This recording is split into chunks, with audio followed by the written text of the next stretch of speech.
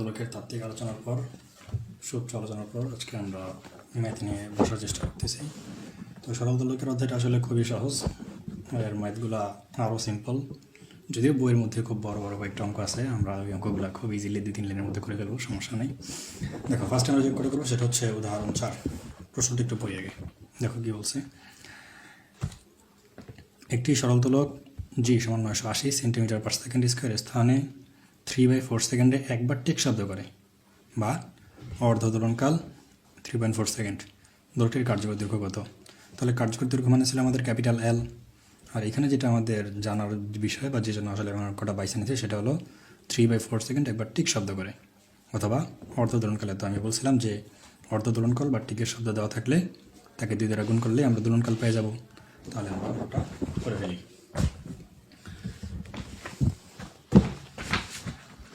তাহলে গিভেন টিকের সময়, তাহলে টিকের সময় দেওয়া আছে কত? 3/4 সেকেন্ড। তাহলে দোলনকাল আমরা বের করে ফেলতে পারি। আমরা করতেছি উদাহরণ 4।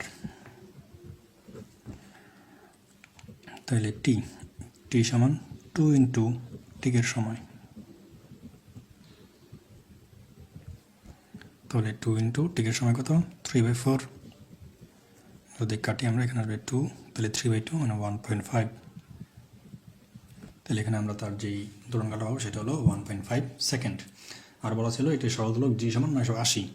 তাহলে যা দেওয়া ছিল জি সমান 980 সেন্টিমিটার পার সেকেন্ড স্কোয়ার। এখন চাচ্ছে দোলকের কার্যকর দৈর্ঘ্যটা কত। তাহলে আমরা সরল দোলকের সূত্র কি জানি? টি সমান 2π√L/g। টির মান দেওয়া আছে, টির মান কত দেওয়া আছে? 1.5। এটাকে আমরা বর্গ করে দিলাম 4π² L/g। তাহলে আমাদের লাগবে L। তাহলে এর সমান 1.5 square into G divide by 4π²। এটাকে এখন আমরা যদি ক্যালকুলেটরের মাধ্যমে মানটা জাস্ট একটু বসাই দিই, তাহলে আমাদের কী আসে আমরা দেখি। আমাদের আসতেছে 1.5 স্কোয়ার ইন্টু জি এর মান বলা ছিল 980 divide by 4π², 4 shift pi square. তাহলে আমরা মান পেয়ে যাচ্ছি 55.85। তাহলে আমরা মান পেয়ে গেলাম 55.85 সেন্টিমিটার। এটি হলো আমাদের এখানকার অ্যান্সার, কারণ আমাদের কাছে চাইছিল সরল দোলকের কার্যকর দৈর্ঘ্যটা কত। উদাহরণ 4-এর পর আমরা এখন যে অঙ্কটা বেছে নেব সেটা হচ্ছে উদাহরণ 12। প্রশ্নটা একটু পড়ি। কোন স্থানে সেকেন্ড দোলকের দৈর্ঘ্য 100 সেন্টিমিটার, ওই স্থানে যে দোলকটি প্রতি মিনিটে 25 বার দোল দেয় ওভার দৈর্ঘ্য নির্ণয় করে। তাহলে সেকেন্ড দোলক বলা যায়, তার মানে এখানে টি এর মান 2 সেকেন্ড এবং কার্যকর দৈর্ঘ্য দেওয়া আছে 100 সেন্টিমিটার। তাহলে এখান থেকে আমরা ফার্স্টেই জি এর মানটা বের করে ফেলতে পারবো। সেই জি এর মান ব্যবহার করে আরেকটা দোলনকাল দেওয়া আছে যেটা প্রতি মিনিটে 25 বার দোল দেয়। তাহলে প্রতি মিনিটে 25 বার দোল দিলে এখান থেকে আমরা টি এর মান বের করে ফেলতে পারবো। আর যেহেতু আমরা এখান থেকে জানি, সেখান থেকে তার দৈর্ঘ্য বের করতে হবে এল। তাহলে আমরা করা শুরু করি। এটা হচ্ছে উদাহরণ 12। তাহলে উদাহরণ 12, এখানে আমাদের যে গিভেন ডাটা সেটাকে আমি একটু সাইডে লিখে রাখলাম। একটা দোলনকাল দেওয়া আছে, সেকেন্ড দোলক যেহেতু সেজন্য 2 সেকেন্ড, আমরা বাই ডিফল্ট 2 সেকেন্ড লিখে ফেললাম। আর বলা আছে সেকেন্ড দোলকের দৈর্ঘ্য 100 সেন্টিমিটার। তাহলে এল সমান এখানে 100 সেন্টিমিটার।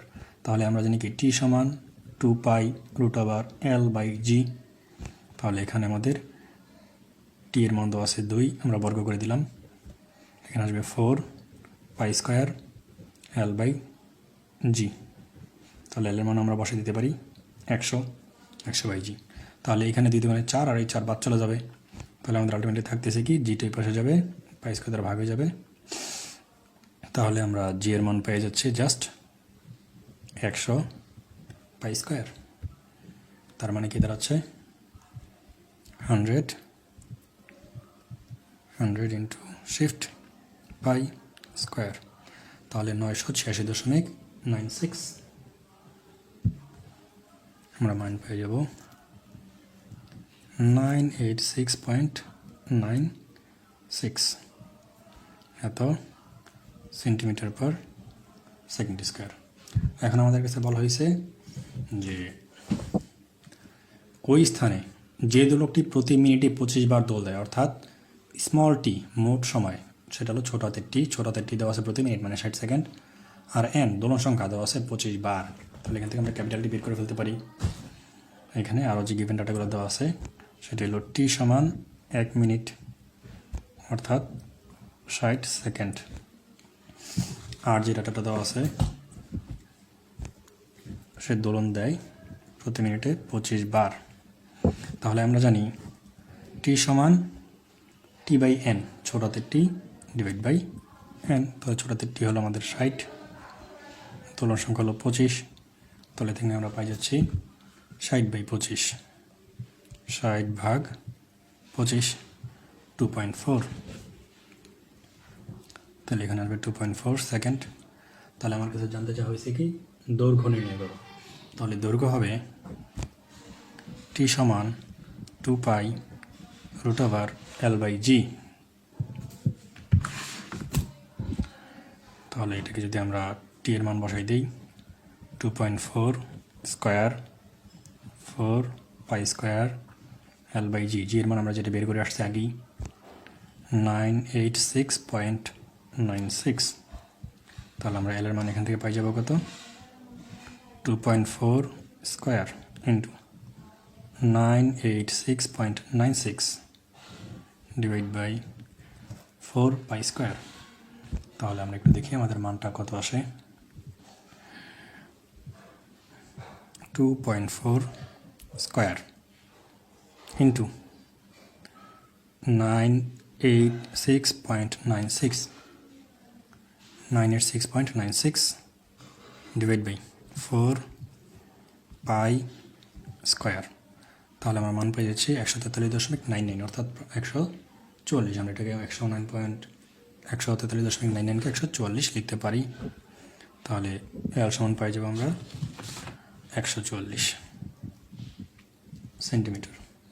তাহলে আমাদের কাছে চাইছিল কার্যকর দৈর্ঘ্যের মান, এটা আমরা পাই গেলাম কার্যকর দৈর্ঘ্যের মান। এটা হলো আমাদের এই অঙ্কের অ্যান্সার।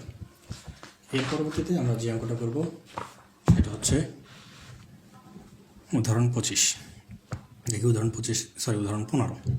দেখি উদাহরণ 15 কী বলতেছে। তার আগে একটা ইনফরমেশন দিয়ে রাখি। উদাহরণ 14 নম্বর। উদাহরণ 14 নম্বরে বলা আছে যে সাম্যাবস্থান হইতে 1 সেন্টিমিটার দূরে কোনো একটা সরল দোলকের দোলক পিণ্ডের ত্বরণ 20 সেন্টিমিটার। তাহলে আমরা যেমন সূত্রটা শিখছি, এই যেমন সাপোজ যে সূত্রটা টি সমান 2π√L/g। এই এলটা আসলে কি? এলটা আসলে সরণ নির্দেশ করবে, আর জিটা হলো ত্বরণ নির্দেশ করবে। যদি কোথাও সরণ এবং ত্বরণ দেওয়া থাকে তাহলে আমরা লিখতে পারবো টি সমান 2π√, সরণ বাই ত্বরণ। এখানে জাস্ট এই সূত্রটা ব্যবহার করলেই অঙ্কটা হয়ে যাবে। আচ্ছা, এখন আমরা 15 নম্বর অঙ্ক চলে আসি। কী বলেছিল? একটি সুতার এক প্রান্তে একটি গোলাকার দোলক বাঁধিয়া অপর প্রান্তে ঝুলিয়ে দিয়া একটা দোলক তৈরি করা হইল। সুতার দৈর্ঘ্য 99 সেন্টিমিটার, দোলনকাল 2 সেকেন্ড বা অর্ধ দোলনকাল 1 সেকেন্ড। একই কথা, সরাসরি দোলনকাল 2 সেকেন্ড দেওয়া আছে অথবা অর্ধ দোলনকাল 1 সেকেন্ড আছে। এটাকে 2 দ্বারা গুণ করলে আমরা দোলনকাল পাই যাব। এবং জি বলা আছে 980। দোলকপিণ্ডের ব্যাসার্ধ নির্ণয় করো। দোলকটির ব্যাস কত? তাহলে আমরা ব্যাসার্ধ পাইলে তো তাকে 2 দ্বারা গুণ করে দিলেই ব্যাস হয়ে যাবে। তাহলে আমরা যে কোনো একটা বের করলেই হয়ে যাবে। আশা করি এই অঙ্কটা পারবা। এই অঙ্কটা আমি স্কিপ করে যাব, কারণ এখানে সব ডাটাই দেওয়া আছে। জাস্ট তোমরা সূত্রে বসাই দিলেই, এটা তো তোমরা জানো যে আমরা লিখছিলাম কার্যকর দৈর্ঘ্য ক্যাপিটাল এল সমান সুতার দৈর্ঘ্য প্লাস আর। তাহলে এখান থেকে আগে কার্যকর দৈর্ঘ্যটা বের করে নিতে হবে সূত্রের মাধ্যমে। সুতার দৈর্ঘ্য দেওয়া আছে 99 সেন্টিমিটার। তাহলে আর মান আমরা পাই যাবো অটোমেটিক্যালি। সে আর কি 2 দ্বারা গুণ করলেই ব্যাস পেয়ে যাবো।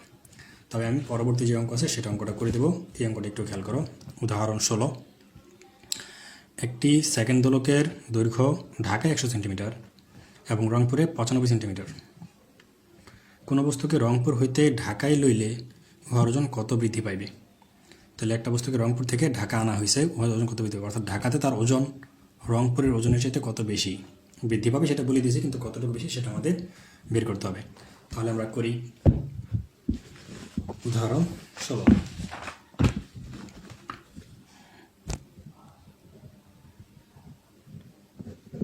উদাহরণ 16।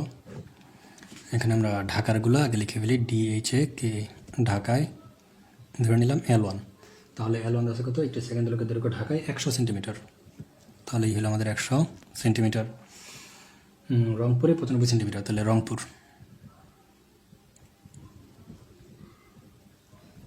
রংপুর আমরা ধরে নিলাম L2 মান বলা আছে 95 সেন্টিমিটার।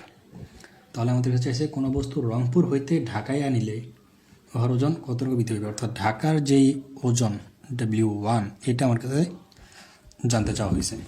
এটা W2 এর মাধ্যমে প্রকাশ করতে হবে, বের করতে হবে W1। তাহলে আমরা আগে শুরু করি। আচ্ছা, এখানে আরেকটা ইনফরমেশন কিন্তু বলা ছিল যে একটি সেকেন্ড দোলকের দৈর্ঘ্য, তার মানে দুইটার জন্যই আমাদের দোলকের মান কিন্তু 2 সেকেন্ড। এটুকু আমাদের মাথায় রাখতে হবে, এটা যাতে আমরা ভুলে না যাই। আচ্ছা, এখন আমাদের কাছে চাইছে ডাব্লিউর মান, কিন্তু আমরা কিন্তু একটা সম্পর্ক জানি বা আমরা একটা সম্পর্ক শিখছি, এই যে টি সমান 2πL/g। এই সম্পর্ক থেকে আমরা দেখছিলাম এল এবং জি এর মধ্যে একটা সম্পর্ক আছে। এল এবং জি এর মধ্যে সম্পর্কটা কী ছিল? L1/L2 সমান G1/G2। আচ্ছা, এখানে আর একটু কাজ আমরা করে ফেলতে পারি, সেটা হচ্ছে এই যে G1/G2 এটা কিন্তু আবার আমরা যদি ওজনের মাধ্যমে কনভার্ট করি, ওজন কি W সমান mg, তাহলে এটা বোধহয় আমরা মহাকর্ষ বিকর্ষ অধ্যায়ে দেখছিলাম। এইখান থেকে যদি আমরা কোনো একটা জিনিসকে পরিবর্তন করি, সেই ক্ষেত্রে আমাদের একটা সম্পর্ক আসে W1/W2 সমান G1/G2। তাহলে আমরা সরাসরি এখন যে সূত্রটা আসলে ব্যবহার করতে পারবো সেইটাতে চলে যাচ্ছি। আমরা সরাসরি লিখতে পারবো W1/W2 সমান L1/L2। আমরা আসলে এই সূত্রটাই ব্যবহার করছি এখানে G1/G2 এর জায়গায়, যেহেতু G1/G2 সমান W1/W2 লেখা যায়, আমি W1/W2 এর মাধ্যমে রিপ্লেস করে দিছি। এখন জাস্ট ডাটা বসালে আমার অঙ্কটা হয়ে যাচ্ছে। L1 এর মান কত? 100। এই যে L1 এর মান হলো 100, তাহলে নিলাম 100। L2 এর মান কত? 95, নিলাম 95। আর এখানে ছিল আমাদের W1/W2। তাহলে এটাকে কাটাকাটি করলে আমরা কত পাচ্ছি? 100 ভাগ 95, 100 ভাগ 95। যদি এটাকে আমরা ভগ্নাংশ আকারে রাখতে চাই তাহলে আসবে 20/19। তাহলে আমরা এটাকে রাখলাম 20/19। আচ্ছা, এটাকে কি আমরা এরকমভাবে লিখতে পারি না? 19 + 1/19। আচ্ছা, এরকম যদি লেখা যায় তাহলে আশা করি এরকম লেখা যাবে 19/19 + 1/19। W2টাকে আমি এই পাশে পাঠিয়ে দিলে গুণ হয়ে যাবে। এটা কাটা দিলে থাকবে কি 1, অর্থাৎ W2 +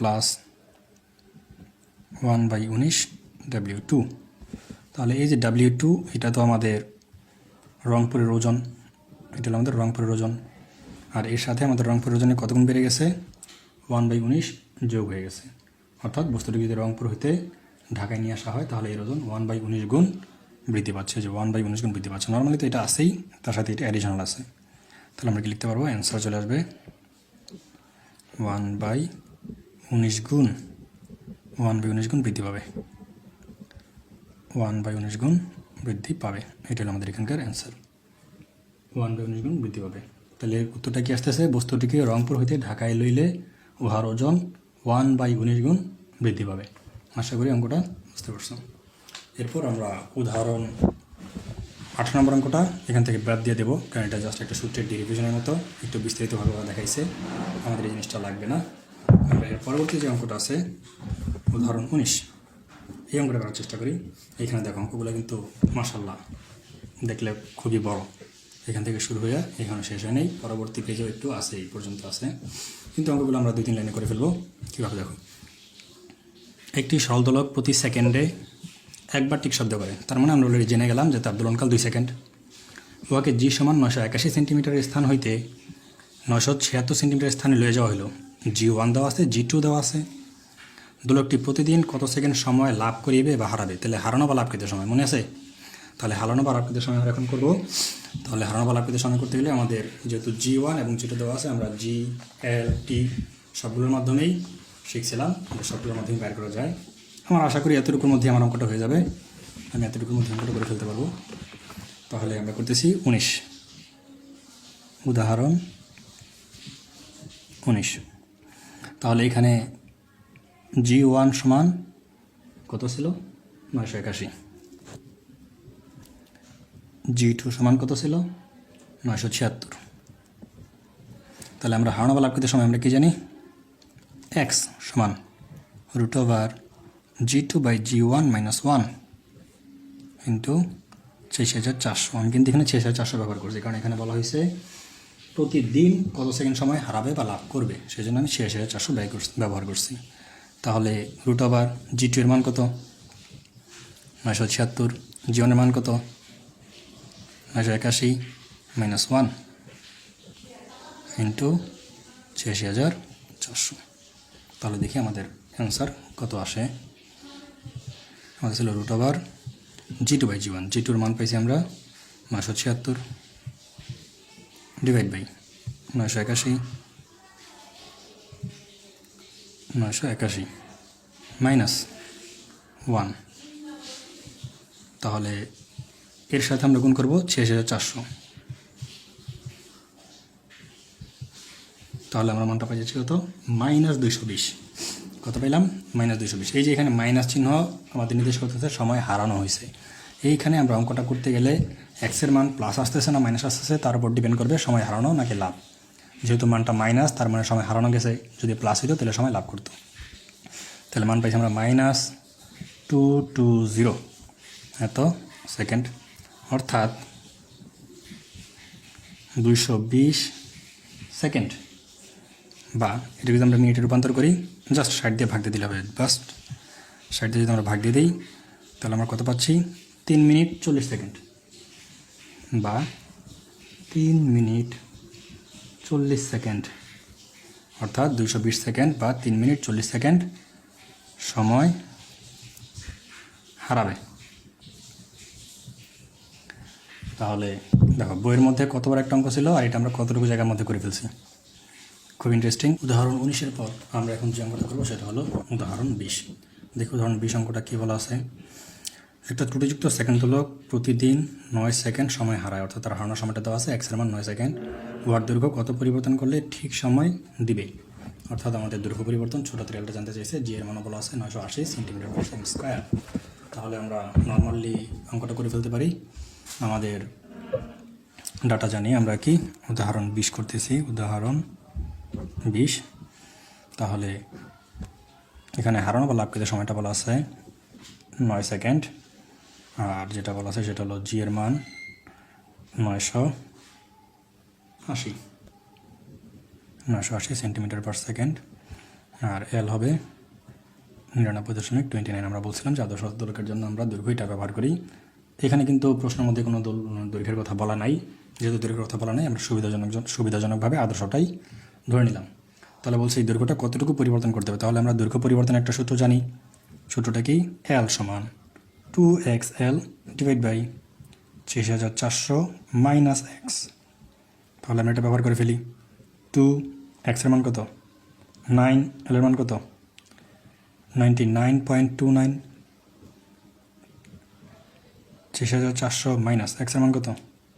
9। তাহলে আমরা একটু ক্যালকুলেটর ব্যবহার করি। কী বলা হচ্ছে? 2 ইন্টু 9 ইন্টু 99.29 আদর্শ দোলকের কার্যকর দৈর্ঘ্য। তারপর কত? 86,400 বিয়োগ 9। এখানে আমরা মাইনাস করছি কারণ আমাদের সময় হারানো হয়েছে, এটা বলাই আছে প্রশ্নের মধ্যে। সে সাপেক্ষে আমরা মান পেয়ে গেলাম 0.2069, এতটুকু রাখলাম। তাহলে আমাদের যে দৈর্ঘ্যের পরিবর্তন এত সেন্টিমিটার। এটা ছিল আমাদের নতুন 20 নম্বর। আশা করি বুঝতে পারছো, খুবই সহজ এবং সিম্পল অঙ্ক। যদিও বইয়ের মধ্যে অঙ্কগুলো খুব বড় বড়, আমরা কিন্তু খুব ইজিলি অঙ্কগুলো করে ফেলতে পারতেছি এবং যা খুবই ছোট ছোট। আমরা এখন যে অঙ্কটা করব সেই অঙ্কটা হচ্ছে উদাহরণ 22। একটু প্রশ্নটা পড়ে দেখো।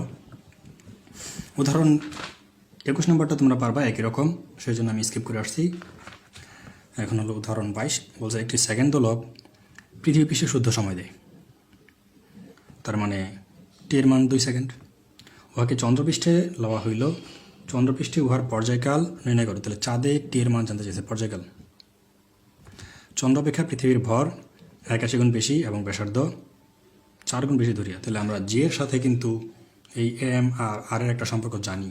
তাহলে এখান থেকে আমরা জি এর মানটা বের করে টি এর মাধ্যমে রূপান্তর করে দিলেই হবে, অথবা আমরা আস্তে আস্তে এটাকে রূপান্তর করার চেষ্টা করব। দেখি নর্মালি ফার্স্টে আমাদের কী দেওয়া আছে সেগুলো ডাটাগুলোকে লিখে ফেলি। উদাহরণ 22। উদাহরণ 22 আমাদের এখানে যে গিভেন ডাটা পৃথিবী, তাহলে আর্থের জন্য আমাদের দেওয়া আছে T1 সমান 2 সেকেন্ড।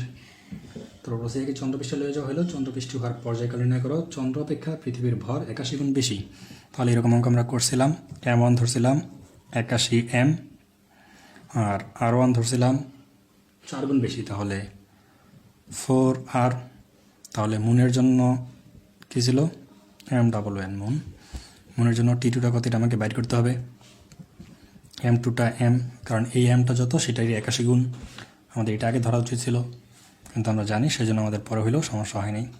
এটা ছিল আর, তাহলে এখন আমাদের সূত্র ছিল একটা G1/G2 সমান M1/M2 into R2/R1 whole square.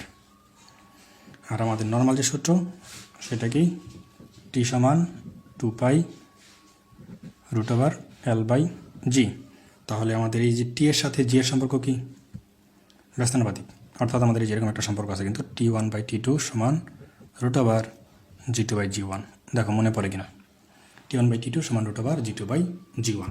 তাহলে আমরা এখানে √G2/G1টাকে যদি G1/G2 আকারে বানাতে চাই তাহলে লিখে ফেলতে পারবো T1/T2 হোল স্কোয়ার সমান G2/G1। এটাকে আমরা এখানে রূপান্তর কিন্তু বসাই দিতে পারি।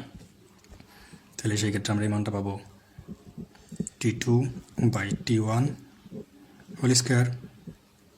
দেখো বোঝা যাচ্ছে কিনা, বুঝতে না পারলে আমাকে অবশ্যই জানাবা, আমি পরবর্তীতে বোঝাতে চেষ্টা করব। আর বাকি মান তো আমাদের দেওয়া আছে, আমরা এখন মানগুলো জাস্ট বসাই দিই। M1 এর মান কত, 81 M, M2 এর মান জাস্ট M কাটা, R2 এর মান কত R, R1 এর মান কত 4R, এটা বাদ স্কোয়ার। তাহলে এখান থেকে পেয়ে যাচ্ছি আমরা কিন্তু T2 এর মানটা বাইর করব, আর T1 এর মান আমরা জানি, T1 এর মানটা আমরা বসাই দিতে পারি 2 সেকেন্ড। স্কোয়ার সমান 81/4 কত 16।